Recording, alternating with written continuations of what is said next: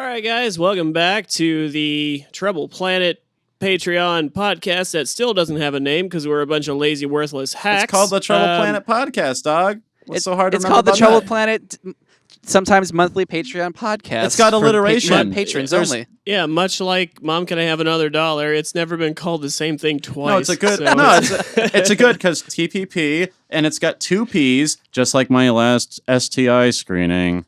Oh. Get it? You see what I did there? You got it. The results were inconclusive.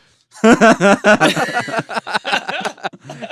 get it now. I get it. See, Oh, like the God, first dude. one, I thought- they had me come back and do it again. They're like, "Ooh, we better make sure." Fucking herpes is notoriously hard to test for, sir. It's a lot of false positives, so you better come back and That's that sounds like a thread that runs through my life. False positive. Oh, hey, that's Oh, another shit. series title. Oh, yeah. False positive. Add it to the list. That is a good series title. I like Yeah, that. go back and retroactively put that in the podcast where we talked about that one, the little special add-in. The logo could be like a car battery with like the negative half, and then the positive half is clearly like a construction paper cutout. And next to it, It's just, is just a measuring cup full of piss. Oh god. It's a man in a sunlit field, and he's looking up over the horizon, and there's a color negative image of God. Mm. well, I imagine like the logo would be like a minus sign, and then like somebody like drew in a shitty like thing that over the top of it, so it kind of looks like a plus sign. That's why it would be like the false positive.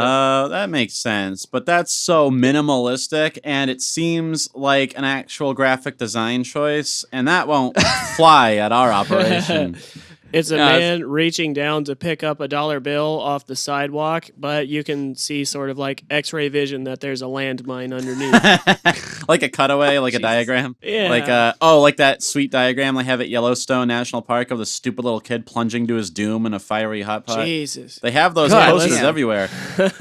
And someone Yeah. failed to heed them a few Oh. years ago. Or it's just like a really minimalistic, like, cutout. Yeah, kind of like one of those signs when it's a man reaching to pick up like a dollar or a hamburger or something, but it's in the mouth of a bear trap. Or like it's like a giant like an angler fish with a dollar growing out of it. You know what I mean?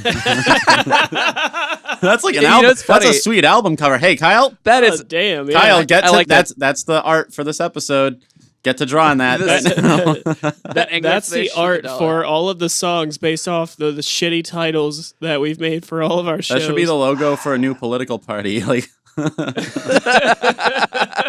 anglerfish. Wait, is it a dollar sign or is it an actual dollar? It's $1, like a dollar bill, Yeah. like a $100 bill. Like it's got that long, creepy stalk growing right, off of yeah. its head, and there's just like we're- a dollar bill hanging out, or maybe it's like maybe it looks like a hand holding out a dollar bill. Yeah, like wherever the shiny part would be is just like the dollar somehow. Yeah. Oh, Mom, can I have another $1? Yeah, there you go. It all. It's like poetry. It rhymes. Yeah, that's the cover of our DVD release. Well, I do like that actually a lot. we were we were gonna have topics for this week, but we ended up talking about angler fishes with dollars. So We immediately thought about ways that nature could trick us all, and we stuck with it for an hour and a half. You know what's funny though? It's like because you kind of brought it up, like that sign for that kid that can get killed at Yellowstone Park. It's funny because like those things exist because like somebody at one point did that shit. And I actually had a job interview the other day where like she kept like the interviewer was telling me all these crazy rules, and then she would immediately follow up saying like, we have these rules because somebody actually did it. Like she's like, just sometimes we text each other to tell each other what the schedules are. Just just make sure you don't stalk me. And then I chuckled, and she's like, no, really, that's actually been something that's happened. And I'm like, what? Jesus Christ. What the fuck kind of operation is this? That's been a real problem. Yeah, because it reminded me, like in Osan, they had a train track that had a sign that said, "Do not ride bicycle over train tracks. Get off bike and walk bike."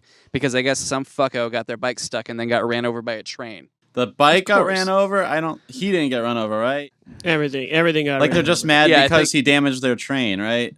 Like that. I think, yeah, of Yeah, course. you nearly derailed the motherfucker, you careless son of a bitch. Speaking of careless sons of bitches, I had a fun little Uber experience yesterday where Oh, God. just real quick, I don't want to turn into another Uber, but a bunch of people in tuxedos and fancy dresses pile in the car one by one by one by one. And I think we're all good to go. Like the last possible person to get in. And granted, I now know I should visually check to see all the doors are closed before I take off. But I just take my foot off the gas for like a second just to lurch forward to and then I look to make sure I can pull out into the street. But what do I hear but back up, you're on my fucking foot! Oh my god. Oh, Jesus Christ. But, okay, there's a happy ending, though, because this idiot, I wasn't, like, it was the guy in the passenger seat who, for some reason, was, like, hanging out the fucking side of the car with his foot still on the ground. I didn't run over his foot, but, like, when I scooted forward, his foot was still on the pavement, and it just, like, moved, like, relative to him for a second, and it spooked him real bad, right? So I was he like, immediately thought his foot had been run over. yeah, it was like a British comedy. So I was like freaked for a second, but I was also like, but how? You know? And so like Physically, I want you to explain yourself, sir. yeah, I quizzed him on the side of the road before I agreed to back up the car. But no, I backed up like an inch, and then like he just pulled in and like closed the door, and everyone was like nonplussed because they also saw like, wait, what? You know, like he how? But then I think he was just sort of embarrassed after that because, like, you know, he got startled and, like, flipped his shit. Because he's a stupid, overdramatic fucker. But also, it was kind of extra awkward because, like, you know, it was prom night or something. Everyone was in tuxedos and, you know, fancy dress.